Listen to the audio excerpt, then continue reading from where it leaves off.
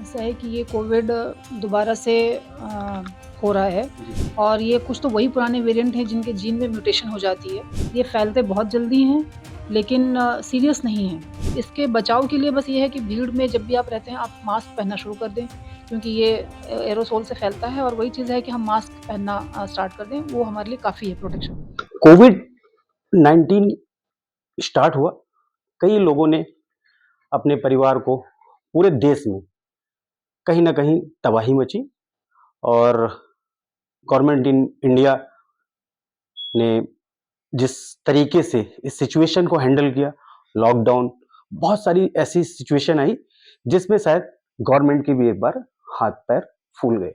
लेकिन जिस तरीके से आउट ऑफ कंट्री में वारदातें हुई, उसको लेकर के इंडिया के prime minister Narendra Modi and WHO और भी जो स्वास्थ्य विभाग में बैठे हुए आला अधिकारी हैं केंद्र में या राज्य में, उन्होंने तुरंत इस बीमारी का इलाज ढूंढा और उसके बाद कहीं ना कहीं वैक्सीनेशन हुआ और वैक्सीनेशन के बाद फुल हद तक कंट्रोल हुआ। अब हम 2025 में हैं। लगातार ये वेरिएंट रूप बदलते हैं और ये पहले भी जब कोविड 19 आया था तब भी विशेषज्ञों ने हमारे बताया था कि ये वेरिएंट बदलते रहेंगे, लेकिन इसमें बहुत ज्यादा घबराने वाली ऐसी कोई सिचुएशन या कोई ऐसी पैनिक होने वाली बात नहीं है। एक बार फिर 2025 में कोविड वापस से एक्टिव हुआ है एक न्यू वेरिएंट के साथ में। हमारे साथ रायबरेली एम्स की डीन मैम नीरज कुमारी मैम है और आपसे जानते हैं मैम इस वेरिएंट पे किस तरीके से हम लोग सावधानी बरत सकते हैं और क्या इस वेरिएंट का नुकसान है और क्या बेनिफिट होगा और किस तरीके से एम्स रायबरेली या और भी प्रणाली अगर बात करें तो उत्तर प्रदेश हो या फिर केंद्र सरकार की हो जो स्वास्थ्य सेवाएं हैं, किस तरीके से इससे हम लोग अवेयर हो सकते हैं, ज्यादा इससे पैनिक होने की जरूरत है या नहीं है, क्या है पूरा मामला आपसे जानते हैं। सबसे पहले तो मैम आपका वेलकम है आईबीसी 24 पे। हाउ मच नमस्कार। How much prepare in new variant of the COVID में। ऐसा है कि ये कोविड दोबारा से हो रहा है जी। और ये कुछ तो वही पुराने वेरिएंट हैं जिनके जीन में म्यूटेशन हो जाती है। जैसा अभी एनबी 1.8.1 वेरिएंट है, जेन पॉइंट 1 वेरिएंट है, ओमिक्रॉन वेरिएंट है। तो पिछले के कंपैरिज़न में वेरिएंट्स ये वही हैं, फिर से रीसर्फेस हो गए हैं। ये फैलते बहुत जल्दी हैं, लेकिन सीरियस नहीं हैं। जैसे आपको फ्लू लाइक सिम्पटम्स होंगे, सर्दी, ज़ुकाम, बुखार, कुछ लोगों को पेट गड़बड़ी की सिम्पटम्स हो सकती हैं, जैसे भूख नहीं लगना या खाना नहीं पचना या उस तरह का चीज़। थोड़ा मतलब जीआई डिस्टर्बेंस हो सकती है कि पेट की गड़बड़ी हो, लेकिन ये है कि ये पैनिक करने की कोई ज़रूरत नहीं है।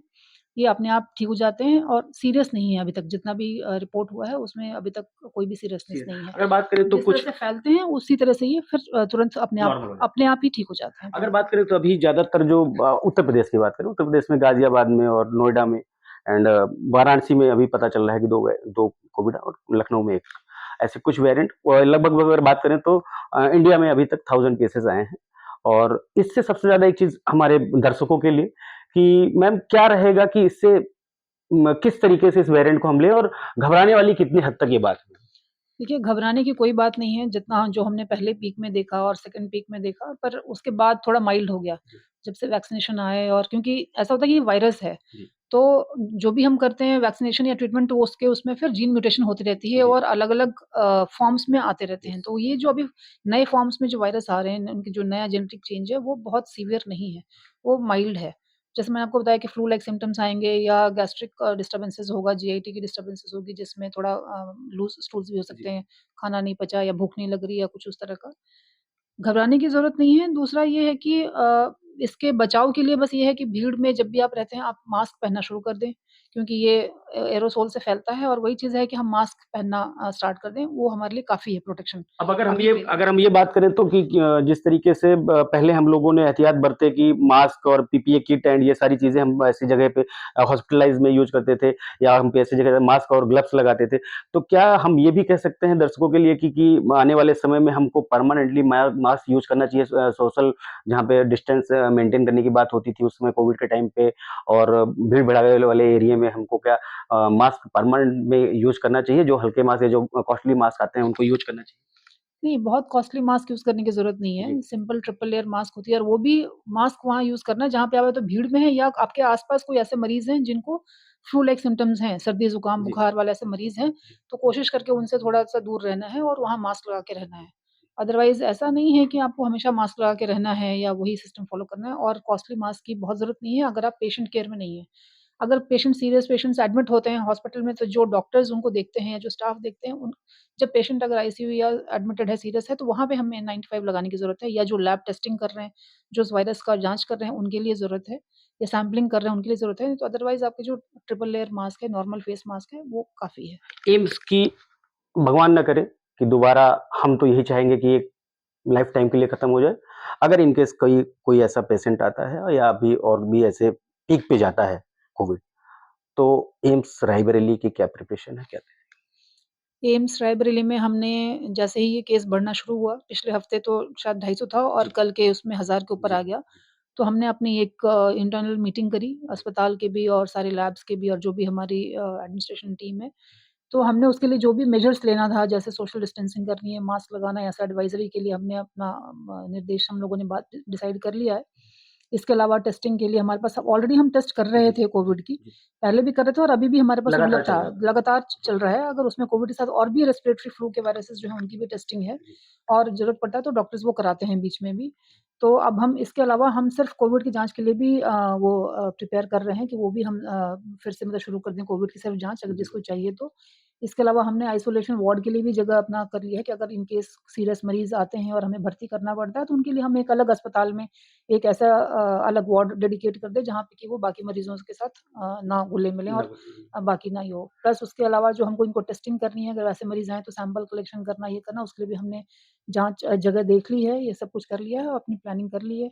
जो इसमें तैयारी करनी है, कुछ अगर हमारे पास चीज़ें नहीं हैं, वो हम ले रहे हैं, जो है उससे हम तैयारी कर रहे हैं।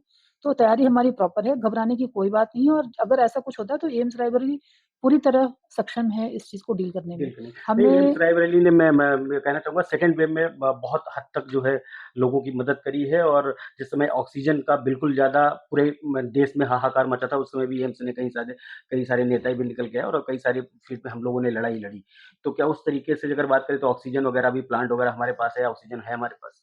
देखिए, ऑक्सीजन की तो अभी हमारे को कोई प्रॉब्लम नहीं है क्योंकि जी, अभी हमारे पास 2-2 प्लांट है, हमारे बिल्कुल, पास एलएमओ है और अभी बिल्कुल। हमारे पास और ऑक्सीजन की अब यहीं पे रिफिलिंग रायबरेली में ही हो जी, गई है, मैडम। पहले हमें बछरावा से जी, लेना पड़ता था और हमारे पास सिलिंडर्स वगैरह भी पहले के मुकाबले काफ़ी है। जी। मतलब मैं आपको ये एश्योर करती हूँ कि हमने उस टाइम पे मैनेज किया कोविड जब हमारा अस्पताल नहीं चल रहा नहीं था, चल रहा था, बिल्कुल। हमारे पास कोई डॉक्टर्स नहीं थे सिवाय फैकल्टी के, कोई बिल्कुल, रेज़िडेंट नहीं था, कोई नर्सिंग स्टाफ नहीं था और अब तो हम बहुत अच्छी सिचुएशन में हैं पहले के कंपैरिज़न में जब हमारे पास काफ़ी resident doctors, senior residents, junior residents सारे कम से कम 200 से ऊपर हमारे पास रेज़िडेंट्स हैं, स्टूडेंट्स हैं, इंटर्न्स अब हमारे पास इंटर्न्स भी आ गए हैं, जी, तब हमारे बिल्कुल। पास इंटर्न्स भी नहीं थे और हमारी फैकल्टी स्ट्रेंथ कम से कम 115 से ऊपर हमारी फैकल्टी स्ट्रेंथ है। तो हम तो तब सिर्फ 50 फैकल्टी थे और सारी फैकल्टी ही काम करती थी जब रेज़िडेंट नहीं था, प्लस सुविधाएँ नहीं थी। हमारे पास अभी किसी चीज़ की कमी नहीं है, जो भी चीज़ें हैं हम मैनेज कर रहे हैं, जो है उनको यूज़ कर रहे हैं, जो नहीं है उनके लिए हम तैयारी कर रहे हैं। राइट, तो इस बार हम बल्कि पहले से जब तक कि वो पीक बिल्कुल, सीज़न आए उसके बिल्कुल। पहले से हम ऑलरेडी प्रिपेयर्ड हैं और हमारी प्लानिंग चल रही है। बट होप सो कि क्या पीक सीज़न आ सकता है? जिस तरीके आनी का वेरिएंट नहीं है। चाहिए लेकिन जिस तरह से बढ़ रहा है ऐसा लग रहा जी। है कि होगा लेकिन ये अपने आप शायद ठीक भी होता जाएगा। एक जिस तरह जैसे से आपने बताया कि अपने आप ये वेरिएंट ऐसा है कि शायद ये अपने आप अगर हम लोग आइसोलेट हो जाते हैं या हम बहुत ज़्यादा पैनिक नहीं होते, हम घर में रह के भी इसका इलाज कर सकते हैं। बहुत ज़्यादा पैनिक होने की बात नहीं है। तो आपने बताया कि इससे हम दूसरों को भी अवेयर कर सकते हैं कि आप ये अगर लक्षण है तो इससे आप थोड़ा-सा आइसोलेट हो सकते हैं। तो आने वाले समय में रायबरेली की पब्लिक के लिए या इंडिया की पब्लिक के लिए डीन इन एम्स का क्या मैसेज होगा? यही मैसेज है कि आप अगर कोई सर्दी, ज़ुकाम, बुखार वाले मरीज़ हैं या उनको लगता है कि पेट की गड़बड़ी है, कुछ है, तो उन मरीज़ से थोड़ा-सा आप अपने आप को आइसोलेट करें, वहाँ मास्क लगा के रहें। और भीड़-भाड़ की जगह में जाएँ तो मास्क लगा के रहें, जहाँ पे आपको पता नहीं क्योंकि कई बार बड़ा एसिम्प्टोमेटिक होता है, पता नहीं चलता, फिर भी इन्फेक्शन हो हुआ रहता है उसमें। तो और ये फैलता बहुत तेज़ी से है, लेकिन फिर भी घबराने की बात नहीं है, अगर आपको हो भी गया तो वो थोड़े दिन में अपने आप ही ठीक हो जाएगा, जैसे सेल्फ लिमिटेड डिज़ीज़ बिल्कुल, जैसे बोलते हैं, बिल्कुल। वो सेल्फ लिमिटेड डिज़ीज़ है। Thank you ji. So much ma'am. देखिए मैम, डीन मैम ने बताया कि इसके लक्षण बहुत वही वाले हैं, लेकिन बहुत ज़्यादा या घबराने की बिल्कुल बात नहीं है।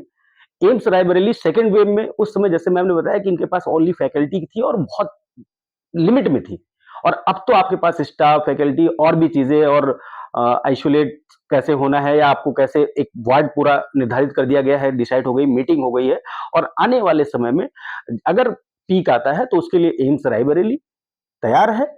कहीं से किसी को कोई भी बात की चिंता नहीं करनी है और ये मैसेज हमारा और एम्स रायबरेली की तरफ से डीन मैम का है कि आप लोगों को घबराने की इस वेरिएंट से कोई जरूरत नहीं है। फिलहाल अभी तक ये वेरिएंट बहुत ही साधारण है, इससे कोई भी ज़्यादा चिंता करने की बात नहीं है। इस पे आप लोग पूर्णतः अपने आप में मास्क और सोशल डिस्टेंस थोड़ा-सा जहाँ पे ऐसी कुछ चीज़ें हैं, शादियों का माहौल है, ऐसा कुछ है, उससे थोड़ा-सा भीड़-भाड़ एरिया से बचें और खुद से सावधानी लें। वही जो है आपके लिए आपका सुरक्षा कवच है। मैं इंद्रवीर सिंह, IBC 24 के लिए रायबरेली।